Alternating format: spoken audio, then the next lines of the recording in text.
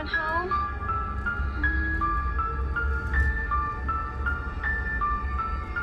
Once upon a time. Video शुरू करने से पहले please like and subscribe our channel and press the bell icon. चलते हैं अपनी वीडियो की तरफ। ये मेरी ज़िंदगी की सबसे खौफनाक कहानी है। मैं एक शॉपिंग मॉल में सिक्योरिटी गार्ड की नौकरी करता था। मॉल रोज़ सुबह 10 बजे खुलता था और तकरीबन रोज़ 8 बजे बंद हो जाता था। हर रात मैं मॉल को ठीक 9 बजे बंद करके घर चला जाता था। मेरी नौकरी का ज़्यादातर वक्त कंप्यूटर के सामने बैठकर गुजरता था, जिसमें मैं उन सिक्योरिटी कैमरास की फुटेज पर नज़र रखता था जो मॉल के हर कोने पर लगे थे। मैं बच्चों को खुशी से भागते दौड़ते और लोगों को एलिवेटर से ऊपर नीचे आता जाता देखता था। वो हफ्ते का दिन था और उस दिन मॉल में बहुत हुजूम था और इसी वजह से हम सब गार्ड्स भी बाहर आ गए थे ताकि सब पर नज़र रख सकें और किसी भी गैर मुनासिब हरकत को रोक सकें। 7:30 बजे तक लोगों ने मॉल से निकलना शुरू कर दिया और फिर मैं भी अपने सिक्योरिटी रूम में जाके बैठ गया। मेरा साथी गार्ड आसिम मुझसे कहने लगा कि आज तो बहुत मसरूफ़ दिन था और कहने लगा कि मैंने मैनेजर से कहा है कि सारी दुकानों पर एक ही दिन स्पेशल ऑफ़र और सेल ना लगाया करें। लोगों का रश डिस्काउंट्स की वजह से बहुत बढ़ जाता है। मैं हंसा और कहा कि मैं तुम्हारी बात से मुत्तफ़िक हूँ। फिर आसिम ने मुझसे कहा कि आज मुझे घर जल्दी जाना है, सारी चाबियाँ दराज में हैं। अगर तुम सब लॉक कर दोगे ठीक 8 बजे तक तो बहुत अच्छा हो जाएगा। मैं निकलता हूँ, पीर को मुलाकात होती है। और ये कह के आसिम चला गया और मैं फुटेजेस को सही तरतीब से अरेंज करने लगा, जो कि एक बहुत ज़रूरी काम था ताकि मॉल में होने वाली एक एक चीज़ पर नज़र रखी जा सके और अगर मॉल में कोई जुर्म हो तो इसी के ज़रिए पुलिस को मदद मिल सके। ठीक 8 बजे मैं उठ के मॉल के सबसे ऊपर वाली मंजिल पर गया ताकि शॉप्स और सारे दरवाजे चेक कर सकूं।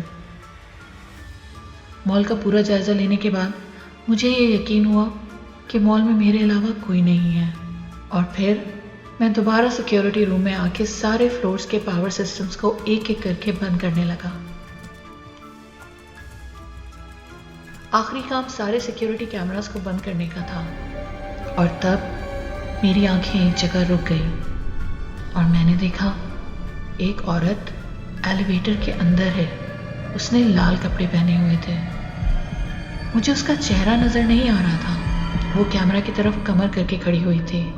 मैंने एलिवेटर अनाउंसमेंट की और कहा, मैम मॉल बंद हो चुका है मैम, आप प्लीज़ एलिवेटर से बाहर आ जाएं, आप कल आ जाइएगा। लेकिन उस औरत ने मेरी अनाउंसमेंट पर तवज्जो नहीं दी, ना ही कैमरे की तरफ देखा। वो कुछ देर ऐसे ही खड़ी रही और अजीब सा बर्ताव करने लगी। एलिवेटर 2nd फ्लोर पर खुला। उसने बाहर झांका जैसे कोई खड़ा हो। तब मैंने कैमरा से 2nd फ्लोर का कॉरिडोर देखा जो कि बिल्कुल खाली था। उसने पहले सीधे हाथ की तरफ देखा और फिर उल्टे हाथ की तरफ और फिर वो एलिवेटर में ही रही। फिर उसने एक बहुत ही अजीब सी हरकत की जिसने मुझे पागल कर दिया।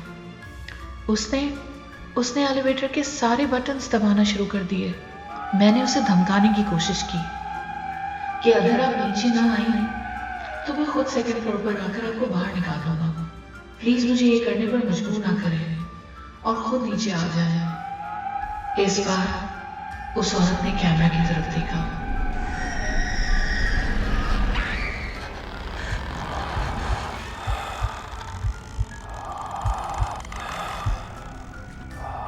और जो मैंने देखा उससे मैं कांप कर ठंडा पड़ गया। उसकी आंखें नहीं थी। उसकी आंखों की जगह खाली सुराख थे जिसमें लेंसेज भी नहीं थे। और फिर वो कैमरा के करीब आई और उसको घूरती रही। मेरी समझ में नहीं आया कि मैं क्या बोलूं, क्योंकि मैं जो देख रहा था उससे मैं बहुत खौफजदा था। अचानक सिक्योरिटी कैमरा में कुछ खराबी आ गई और तस्वीर कटने और धुंधली होने लगी। बगैर किसी वजह के, क्योंकि सारे कैमरास नए इंस्टॉल किए गए थे। मैंने डरते डरते फिर माइक्रोफोन का बटन दबा के कहा, मैं आपसे आखिरी बार बोल रहा हूँ। और माइक्रोफोन ने काम करना बंद कर दिया। एलिवेटर चला और मॉल की सबसे ऊपर छोटी मंजिल पर जाकर रुक गया। मुझे कुछ सही से दिखाई नहीं दे रहा था क्योंकि कैमरा बार बार बंद हो रहा था। एलिवेटर खुलने से पहले उसने एक बार फिर कैमरा की तरफ मुड़कर देखा और कहा, छत छत। मैं फौरन एलिवेटर की तरफ भागा और बटन दबाया तो एलिवेटर नीचे आने लगा, जैसे वाकई में उस एलिवेटर से कोई ऊपर गया हो। मैंने फिर जाके सारे फ्लोर्स चेक किए, लेकिन मुझे वहां कोई नजर नहीं आया। मुझे लगा शायद वो छत पर हो। मैं वहां गया तो वहां के दरवाजे लॉक थे और उसकी चाबियां आसिम के पास थी। मैं वापस आया तो सिक्योरिटी कैमरास ठीक करने लगा और दोबारा फुटेजेस देखने लगा, लेकिन तब मुझे फुटेजेस में वो औरत कहीं नजर नहीं आई। अचानक मेरी बीवी का फोन आया। तब मुझे अंदाजा हुआ कि पूरे 9 बज चुके हैं और वो मेरे लेट होने पर परेशानी में कॉल कर रही थी। मैंने उसे कहा, सॉरी, मैं बस घर आ रहा हूं। उस रात मुझे नींद नहीं आई कि ये क्या हुआ और वो औरत कौन है और उसने मुझे छत पर जाने को क्यों कहा जबकि वहां पहले से लॉक लगा था। सुबह मैं देर से उठा। मैं नाश्ता ही कर रहा था कि मेरे पास कॉल आई और किसी ने बहुत संजीदगी से जवाब दिया कि मैं पुलिस ऑफिसर हमाद बात कर रहा हूं। क्या तुम जिम सिक्योरिटी सर्विस में हो? मैंने कहा, जी। ऑफिसर ने कहा कि क्या तुम मॉल आ सकते हो? हमें मॉल में कुछ इंक्वायरी करनी है और हमें मॉल के सारे स्टाफ से तहकीकात करनी है। ये सुन के मैं परेशान हो गया और जब मॉल पहुंचा तो ऑफिसर्स मॉल के एक एक बंदे से पूछगछ कर रहे थे। उसमें से एक ऑफिसर मेरे पास आया और पूछा, तुम सिक्योरिटी गार्ड हो? मैंने कहा, जी। फिर उन्होंने मुझे एक फोटोग्राफ दिखाई कि क्या तुम इस लड़की को जानते हो? तब मेरी आंखें हैरत से खुली रह गईं। मैंने देखा ये वही लड़की है जिसको मैंने कल एलिवेटर में देखा था। मैंने कहा, जी, इसको मैंने कल रात मॉल में देखा था और वो कुछ अजीब सा बर्ताव कर रही थी और मुझे ये भी समझ नहीं आया कि वो मॉल बंद होने के बाद मॉल में कैसे आई, जबकि मॉल बंद होने के बाद मैंने पूरा मॉल चेक किया था और वहां कोई नहीं था और फिर वो खुद ही गायब हो गई। 2 और पुलिस ऑफिसर्स वहां आए और मुझसे पूछा, क्या तुम यकीनी तौर पर कह रहे हो कि कल रात यही लड़की थी? मैंने कहा, जी हाँ, मगर आप क्यों पूछ रहे हैं? तब पुलिस ऑफिसर हमाद ने कहा, मुझे वो फुटेजेस दिखाओ। मैंने उनसे कहा, यही तो अजीब सी बात है कि जब वो लड़की दिखी तो कैमरा ने काम करना छोड़ दिया और मुझे वो फुटेजेस दोबारा चेक करने पर भी वो लड़की नजर नहीं आई। उन्होंने आपस में एक दूसरे को देखा और कहा कि ये लड़की 1 हफ्ते से लापता है। तुम्हें क्या लगता है, हम बेवकूफ हैं? ये सुन के मेरे पसीने निकल आए। ऑफिसर हमाद ने कहा, देखो, हमें ये इन्फॉर्मेशन मिली है कि ये लड़की आखिरी बार मॉल में देखी गई है। मुझे आखिरी हफ्ते की फुटेजेस दिखाओ।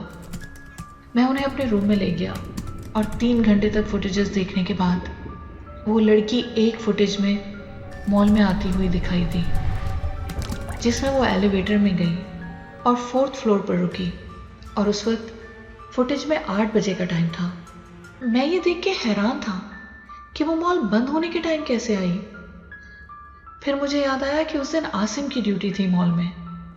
मैंने पुलिस को बताया कि कल रात उस औरत ने छत पर जाने का कहा और छत की चाबियां तो आसिम के पास रहती हैं, और तब पुलिस ने आसिम से छत की चाबियां मांगी। ये सुन के आसिम ने वहां से फरार होने की कोशिश की। पुलिस ने उसको पकड़ लिया और जाकर छत का जायजा लिया और तब पुलिस को एक औरत की लाश पानी के टैंक के नीचे एक कचरे के बैग में लिपटी हुई नजर आई। आसिम अपनी बीवी को धोखा दे रहा था और उस रात वो सब खत्म करने वहां आई थी। इसी में उन दोनों के बीच कुछ झगड़ा हुआ और आसिम ने उसका कत्ल कर दिया।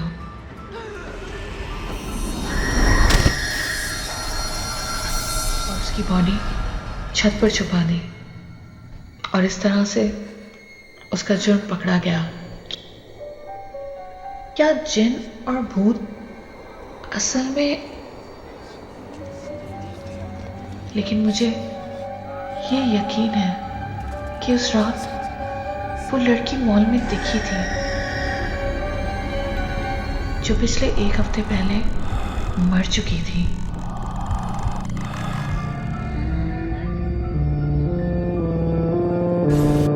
मेरा नाम इकबाल है और मैं पिछले 20 सालों से कराची में टैक्सी चला रहा हूँ।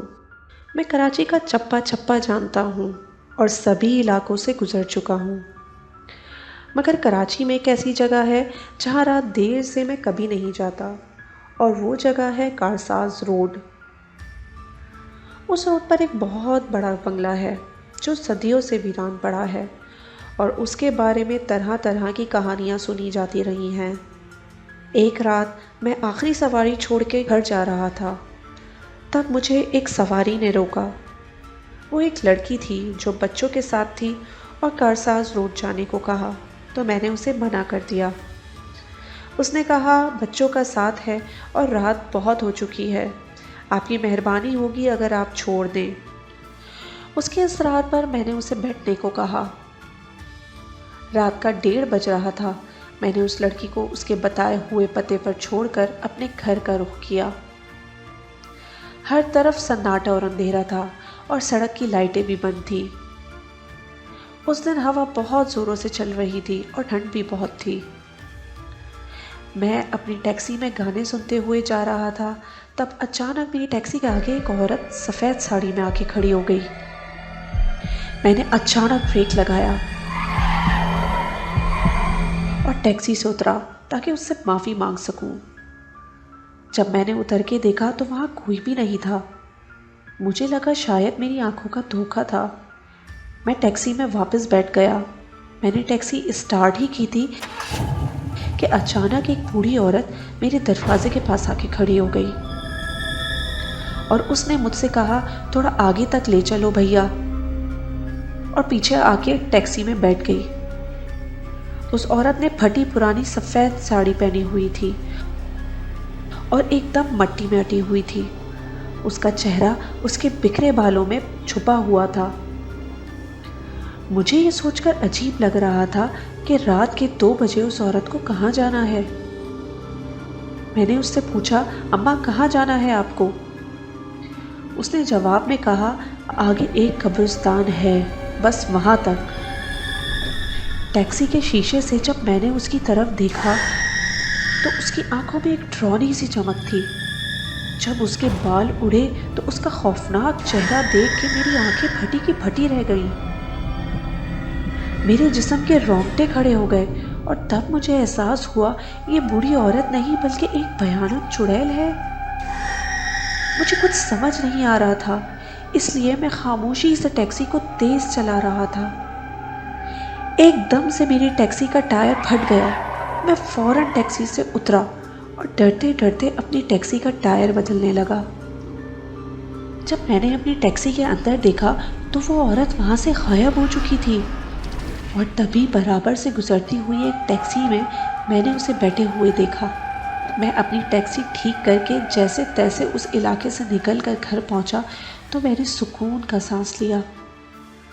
अगले ही दिन मुझे अखबार की खबर से मालूम हुआ कि उस इलाके में एक टैक्सी ड्राइवर का एक्सीडेंट हुआ है और वो टैक्सी वही थी जिसमें वो बूढ़ी औरत बैठ के गई थी। इस किस्से के बाद मैंने कई और कहानियाँ सुनी कि कारसाज रोड पर ऐसे ही सफ़ेद साड़ी वाली एक बूढ़ी चुड़ैल रहती है जो अक्सर रात देर से निकलती है और लोगों को कब्रिस्तान जाने को कहती है। उस दिन के बाद से मैंने कभी उस रोड की सवारी नहीं ली। ये वाक़या जब हुआ तब मैं 20 साल की थी। हमारे घर के बराबर वाले घर में एक आदमी रहता था जिसका सिर्फ एक हाथ था। मेरे अब्बू उनके बारे में बताते थे कि वो बहुत अच्छे डॉक्टर हैं और उन्होंने किसी एक्सीडेंट में अपना एक हाथ खो दिया था। जब भी कभी मेरा उनसे सामना होता था तो वो बहुत अजीब तरह मुझे देख के मुस्कुराते थे और हाथ हिलाते थे। मुझे उनको देख के अफसोस होता था, मगर दूसरी तरफ जब वो मुझे अजीब तरह से देखते थे तो मेरे रोंगटे खड़े हो जाते थे। वो अकेले रहते थे और जब कभी पास से गुजरते थे तो उनके पास से बहुत अजीब सी स्मेल आती थी। मुझे लगता था जैसे उनको एक हाथ से नहाने में मुश्किल होती होगी। फिर एक रात मुझे उनके घर से बहुत ज़ोर ज़ोर की आवाज़ें आने लगी, जैसे वो किसी से लड़ रहे हों या जैसे कोई बहुत ज़ोर ज़ोर से चीखें मार रहा हो और चीज़ें तोड़ रहा हो। अचानक वो आवाज़ें आनी बंद हो गईं और उसके बाद वो मेरे घर मुझसे उस शोर के लिए माफ़ी मांगने आए और मुझे एक प्लेट में स्टेक दिया। देखने में स्टेक बहुत ही मज़े का लग रहा था। फिर उन्होंने मुझे अजीब नज़रों से देखा और स्माइल की। इससे पहले कि मैं उनकी इस तरह से देखने की वजह जान पाती, मैं बेहोश हो गई और जब मैंने अपनी आंखें खोली, मैं एक रूम के फ्लोर पर गिरी हुई थी जो कि एक बेसमेंट था। मैंने जब अपने सर पर हाथ लगाया तो मेरे सर पर गहरी चोट थी और उसमें से खून बह रहा था। मैं देखकर परेशान हो गई और ये सोचने लगी कि क्या किसी ने मेरे सर पर कुछ मारा है। तब मुझे याद आने लगा कि वो डॉक्टर मेरे घर आए थे और उन्होंने मुझे स्टेक दिया था और तब उन्होंने मेरे घर में देख के मुझसे पूछा था कि क्या कोई घर पर नहीं है। मैंने उन्हें कहा कि जी, अभी घर पर कोई नहीं है। मैं उस रात घर में अकेली थी क्योंकि मेरे अम्मी अब्बू को उस रात घर लेट आना था। मैंने जैसे ही दरवाज़ा बंद करने की कोशिश की, उन्होंने दरवाजे को धक्का देकर मेरे सर पर कुछ मारा था जिसकी वजह से मैं बेहोश हो गई थी और अब मुझे अंदाज़ा हुआ कि उन्होंने मुझे किडनैप किया है। मैंने जब बेसमेंट को देखा तो वहाँ से वही बदबू आ रही थी जो डॉक्टर के पास से हमेशा आती थी। मैंने जब कमरे के चारों तरफ नज़र दौड़ाई तो वहाँ बहुत अजीब सी मशीन्स नज़र आईं जो कि एक एक्सपेरिमेंट के लिए इस्तेमाल होती हैं। कमरे के एक तरफ 2 डेड बॉडीज़ पड़ी थी जिसमें से बहुत बुरी बदबू आ रही थी। दोनों डेड बॉडीज़ के हाथ नहीं थे। ये देखकर मेरी चीखें निकलीं और मैंने अपने मुंह पर ज़ोर से हाथ रख लिया ताकि मेरी चीखें कोई ना सुन पाए। तब मुझे किसी के कदमों की आवाज़ें सुनाई दी। वो डॉक्टर नीचे बेसमेंट की तरफ आ रहा था। मैं फ़ौरन लेट गई जैसे कि मैं बेहोश हूँ। मैंने हल्की सी आँख खोलकर देखा तो वो डॉक्टर वहाँ रखी टेबल की तरफ आया जहाँ 2 हाथ कटे हुए खून में लथपथ रखे थे। उसने एक हाथ उठाया और अपने टूटे हुए हाथ की तरफ लगाकर आईने में देखने लगा जैसे कि वो किसी दुकान पर खड़े होकर कोई कपड़ा पसंद कर रहा हो। मुझे सांस नहीं आ रही थी। फिर वो मेरी तरफ बढ़ा और मेरा हाथ उठाकर पेन से एक लकीर बनाने लगा। मुझे अपने आप को बचाने के लिए कुछ करना था। जैसे ही वो टेबल की तरफ मुड़ा, मैंने उसके ऊपर ज़ोर से बराबर पड़ा हुआ एक डंडा मारा। वो ज़मीन पर गिर गया और मैं वहाँ से जान बचाकर भागी। जैसे ही मैं घर पहुँची, मैंने फ़ौरन पुलिस को फ़ोन किया। पुलिस ने आकर उसको गिरफ़्तार कर लिया। तब मुझे अंदाज़ा हुआ कि वो एक डॉक्टर नहीं है बल्कि एक खूनी इंसान है जो ये सोचता था कि वो किसी का भी खून करके उसका हाथ काट कर अपने ऊपर लगा सकता है, जो कई साल पहले वो खो चुका था। इस सदमे के बाद अब मैं किसी से हाथ नहीं मिला पाती, इस डर से कि ऐसा कोई हादसा फिर से ना हो जाए।